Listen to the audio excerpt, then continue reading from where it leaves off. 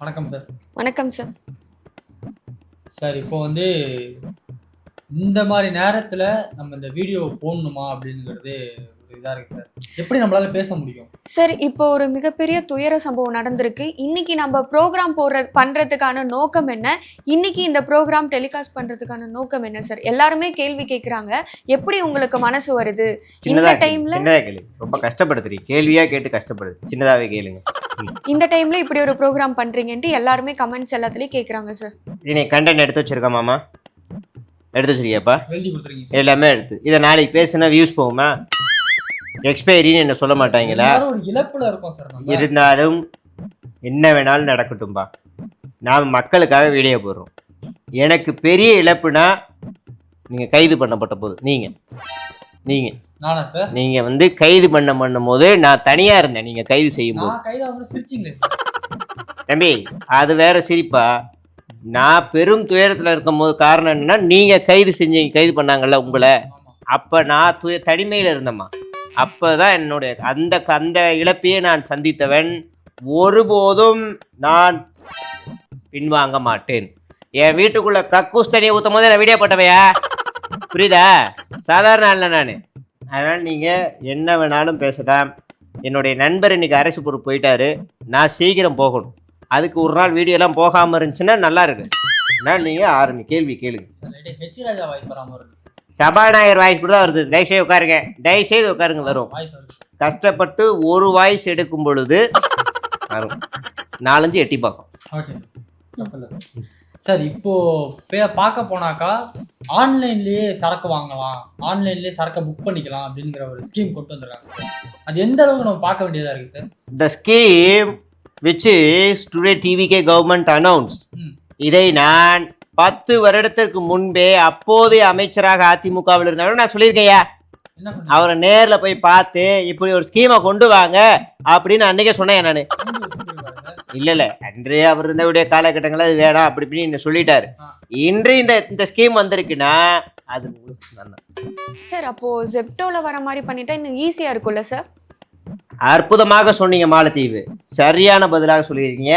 அதாவது என்னன்னா இந்த திட்டம் உண்மையிலேயே அதாவது ஒயின் ஷாப்ல ஆன்லைன்ல புக் பண்றது குழந்தைகளுக்கு ஒரு உகந்த திட்டம்.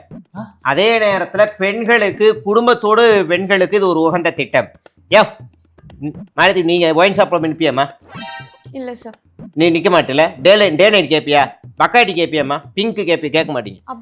தெரியாது. நான் அடிப்பா போடுவேம்மா. நீ கேப்பியாப்பா? போனாலே 18 வயசு கீழே இருக்கிற அடிச்சு விரட்டிடுவேன். அப்போ வெளியில நின்றுட்டு ஒரு போலி மெயில் ஐடியை வாங்கிட்டு நீங்க அந்த ஆப்பை டவுன்லோட் பண்ணிட்டு ஒரு காசு கொடுத்துட்டு பில்லை காமிச்சு வாங்கிட்டு வரலாம்ல. இப்ப இது குடும்பமாக இணையுதா? இந்த அரசாங்கத்தோடு குடும்பமாக நீங்க இணைஞ்சு சரக்கு வாங்குறீங்களா? வாங்கலையா? ஆமான்னு தலையாட்டுங்க.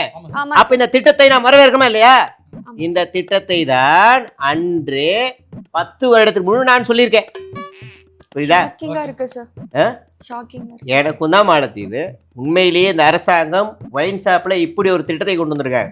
நான் என்ன கேட்கறேன்னா இன்னைக்கு ஒயின் ஷாப்ல போய் குடிக்க வர யாரியா? அப்படி சொல்லப்பா, என்னைய சொல்றியா? மது பிரியர்கள் சார். அந்த அவர்கள் இன்னைக்கு போய் குடிக்கிறாங்க. திடீர்னு 2 குவார்டர் போடுறாங்க, ஏறல வேற பிராண்டு மாத்துறாங்க. அப்ப ஏறல. அப்ப கடைசியா பினிஷிங்க்கு பீரை குடிச்சிடுறாங்க. அங்கேயே மட்டையாடுறாங்களா? அப்ப உயிர் சேதம் ஏற்படுதா? அப்ப இந்த அரசாங்கம் என்ன செய்யணும்? உடனடியாக ஒரு பேருந்தோ இல்ல அவங்களுக்காக சிறப்பாக ஒரு வேனோ தாரோ இல்ல எதையோ ஒரு வண்டியை ஏற்பாடு செய்து மட்டையா இருக்கூட வீட்டுல விடலாம்ல. வீட்டுல அதுல வேலை வாய்ப்பு உருவாது இல்லையா? உருவாதா இல்லையா?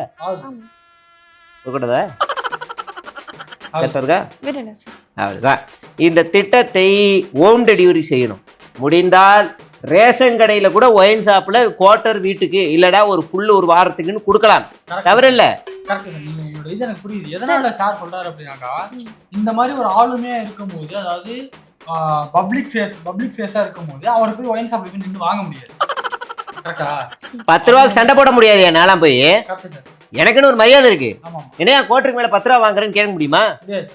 அவங்க போய் கேட்க முடியுமா? நீங்க கேட்க முடியுமா? அப்ப இந்த திட்டத்தை நான் வரவேற்கணுமா இல்லையா? விமர்சனங்கள் 1000 இருக்கும் இந்த அரசு மீது. எனக்கு இந்த அரசு மீது இருக்கு. ஆனால் இந்த திட்டத்தில் நான் முழு ஆதரவு கொடுக்கிறேன். சார் ஆனால் மக்கள் வெளியே என்ன பேசிக்கிறாங்க அப்படின்னா இந்த திட்டத்துக்கு பதிலாக ரேஷன் கடையில் வந்து இந்த மாதிரியான ஒரு ஸ்கீமை கொண்டு வந்திருந்தா நல்லா இருந்திருக்கும்னு பொதுமக்கள் வெளியே பேசிக்கிறாங்க சார். ரேஷன் கடை யாரையா போகிறா? ஒரு 7 ரேஷன் கடை எத்தனையா போகிறா? சராசரியாக ஒரு ரேஷன் கடைக்கு ஒரு ஏரியாவிலேருந்து பார்த்தீங்கன்னா குறைந்தபட்சம் 5000 பேர் இருக்கிற கடைக்கு ஒரு 2000 பேர் போகிறாயா. அது இது வேற தெரியும், புரியுதா? ஆனால் 5000 பேருக்கு இருக்க வேண்டிய ஒரு ஒயின் ஷாப்பில் 20000 பேர் வாங்குறான். அப்போ மெஜாரிட்டி எங்கே இருக்கிறதோ அங்கு இந்த அரசாங்கம் நன்றாக கவனித்திருக்கிறதா? புரியுதா? ஆமாம், ரேஷன் கடைக்கு 2000 போகிறேன், ஒயின் ஷாப்புக்கு பொழுதனி இருக்கிறான்ல. அப்போ எதை இந்த அரசு செய்யணும்னு விஜய் அவர்களுக்கு தெரிந்திருக்கிறது. அதனால்தான் இப்படி ஒரு உன்னதமான திட்டத்தை அவர் கொண்டு வந்திருக்கிறார். புரியுதா? நம்ம இன்னும் ஒரு 2-3 வாரத்தில் மகிழ்மன மன்றத்திலே உட்காந்து நம்ம வீடியோ போட போகிறோம். மனமகிழ் மன்றத்திலே வீடியோ போட போகிறோயா? சந்தோஷமா? ஹாப்பியா? ஃப்ரூட் பீர் உனக்கு. அது மட்டும் இல்லையா, இன்று குடும்பமாக சென்று குடிக்கக்கூடியவர்களுடைய எண்ணிக்கை நாளுக்கு நாள் அதிகரித்து கொண்டிருக்கின்றது என்று புள்ளி விவரங்கள் சொல்கிறது. ரெஸ்டோ பார் போகிறோமா? நான் எங்க போனேன்? ஆமாம் சார். போனீங்கன்னு என்ன சொல்லுங்க. சரி, போனோமா? அப்போ அங்கே குடிக்கிறோமா? இதுக்கு தனியாக ஒரு டிரைவர் எல்லாம் வேற போட வேண்டியது. இதே அவன் வீட்டிலே உட்காந்து ஆர்டர் பண்ணி வீட்டிலே குடிச்சிக்கிட்டு படத்தை பார்த்துக்கிட்டு இருந்தான்னா அவன் பொண்டாட்டியே அடி வாங்கிட்டு இருப்பான்ல. இப்போ நான் வாங்காததா? நான் சரக்க சொல்கிறேன். அப்போ இதை நாம் வரவேற்கணும். புரியுதுங்களா? கஷ்டங்கள் எங்கே இருக்கோ அழகாக தீர்த்து வச்சிருக்காரு. கண்டிப்பாக சார்.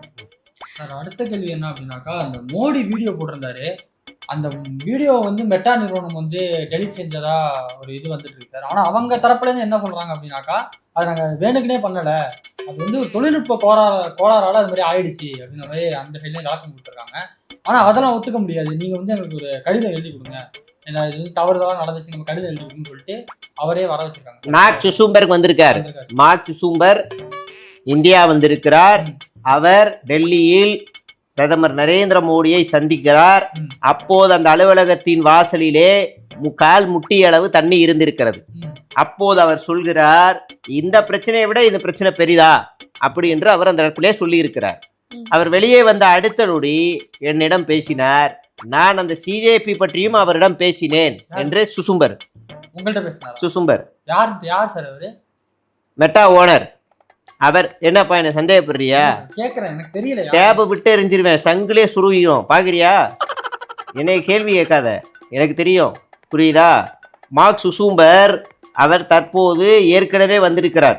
இப்போ வந்தப்போ இந்த மாதிரி என்கிட்ட சொல்லியிருக்கிறார், நான் சிஜேபி பற்றியும் பேசினேன், சிஜேபி பற்றி நான் வந்து பல விஷயங்கள் சொல்லியிருக்கேன்னு சொன்னார். நான் சில விஷயங்களையே அவங்க போய் பேசியிருக்கார்.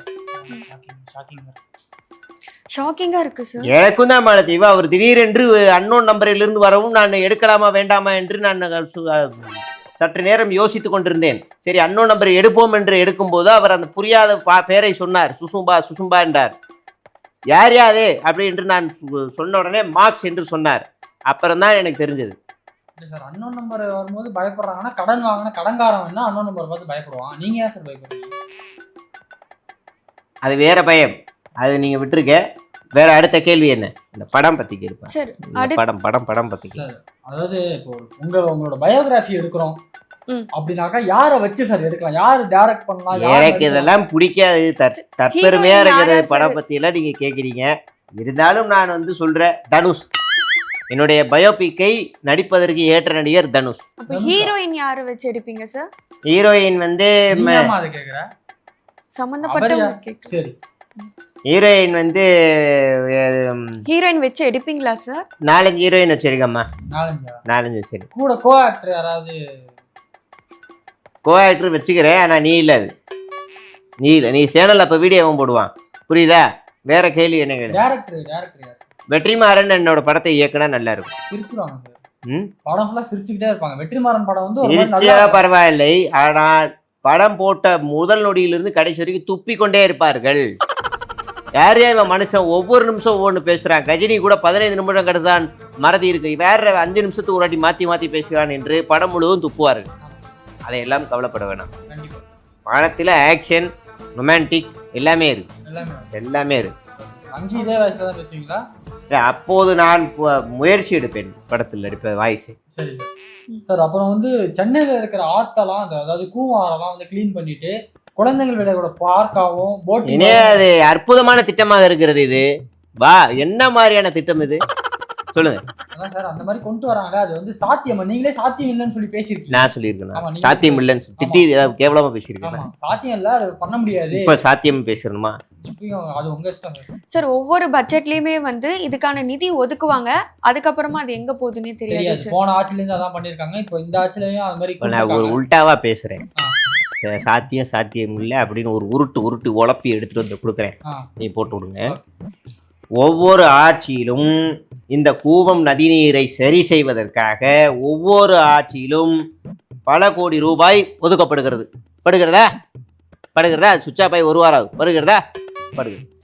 ஆனால் இந்த ஆட்சியிலும் செய்கிறார்கள். இந்த திட்டம் நல்ல திட்டம்தான், ஆனால் முயற்சி எடுக்கணும். வந்தால் நல்லது, வராமல் இருந்தாலும் நல்லது. வராமல் வந்தாலும் வராமலும் இருப்பது அதை விட நல்லதாகவே இருக்கும். அவ்வளோதான். அதே நேரத்தில் இப்படி ஒரு திட்டம் வந்துச்சுன்னு வைங்களேன், எல்லா கூவம் ஆற்றுலையும் இந்த நாற்றுக்கு நடுவில் எல்லா அமைச்சர்களும் ஒரு சிலை, நம்ம சிஎம்முக்கு ஒரு சிலை, அப்புறம் ஒரு சிலை, புஷிக்கு ஒரு சிலை, ஒவ்வொரு இடத்துலையும் சிலை. அதுதான் யூட்டர்ன் பாயிண்ட் அந்த கூவத்திலேயே எல்லா இடத்துலையும் சிலையை வச்சுருவோம். இது ஒருவேளை சாத்தியமாயிருச்சுன்னா பட்ஜெட் ஒதுக்கும் போது அந்த குழந்தை தூக்கிட்டு வரல ஒரு அம்மா, அந்த அம்மாவுக்கு கூடுதலாக நிதி ஒதுக்க வேண்டும். எதுக்கு சார்? 2 ஆயமா போடும்பா. எல்லா இடத்துக்கும் குழந்தை தூக்கிட்டு வந்து குழந்தை மார்க்கெட்டிங் ஸ்ட்ராட்டஜி பண்ணிக்கிட்டு இருக்காங்க, புரியுதுங்களா? ஆனா சார் வெளிநாடுகள்ல இந்த மாதிரி குழந்தைகளை வச்சு பண்றதுதான் சார் ரொம்ப வைரலா போகுது. அதெல்லாம் அங்கே ஓகேம்மா. இங்க இருக்க பொல்யூஷனுக்கு இங்க இருக்க அடிச்சு டேபிளை தட்டுறதுக்கு, அதாவது எதிர்கட்சி டேபிள் அடிக்கிறதா இல்லையா, இந்த அம்மா பக்கத்துல இருக்கவங்களே டம்முன்னு செவிட்டு மேல அடிக்கிறாங்க. இந்த குழந்தை என்ன ஆகும்? அதனால தேவையில்லாத மார்க்கெட்டிங் ஸ்ட்ராட்டஜி. அது பிரச்சனை இல்லை சார். ஃப்ரண்ட் ரோல ஒரு குழந்தை உட்காந்துருக்கு, டம்முன்னு அடிச்சாலும் இப்படியே உட்காந்து. அது குழந்தை இல்லப்பா, அது வேற. அது ஒரு வித்தியாசமான ஆளு, குழந்தை இல்லை. வேற என்ன கேள்விகள் இருந்தாலும் கேளுங்க, முடிச்சிடும். சரி, ஓகே சார், முடிச்சுப்போம். இதோட அடுத்த காணொலியில சந்திப்போம். என்ன துக்கமா இருந்தாலும் என்ன துயரமா இருந்தாலும் நம்ம வீடியோ நிச்சயமாக வீடியோ நிச்சயமா.